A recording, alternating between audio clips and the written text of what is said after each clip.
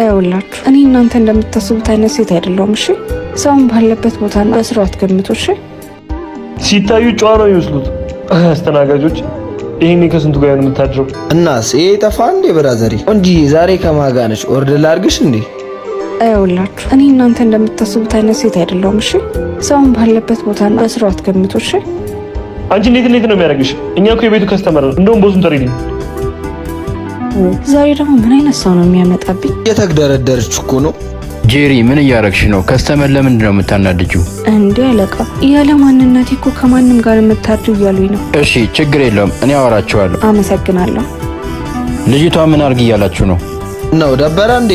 ኦርደር እናርጋት ብለን ነው ማታ ስትወጣ። ይኸውላችሁ እንደዚህ አይነት ማንነት ይዛችሁ ድጋሚ ሁለተኛ እዚህ ቤት እንዳመጡ እሺ።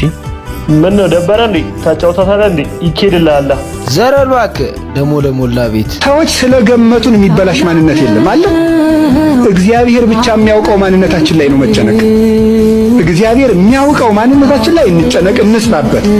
ሰዎች ስለሚሉት ጉዳይ ግን ሰዎች አሉም አላሉም የሚፈጠርም የሚጨመርም የሚቀነስም ማንነትም ክብርም የለም። እንደዚህ ብሎ ማሰብ ሰው እንደመሰለው ያስባል። እንደመሰለው ነው የሚያስበው። ወሬ ሰምቶ ያስባል፣ እንደለመደው ያስባል፣ እንደ ቀድሞ እውቀቱ ያስባል፣ በመንፈሳዊ መጠኑ ልክ ያስባል፣ በእድሜው ልክ ያስባል።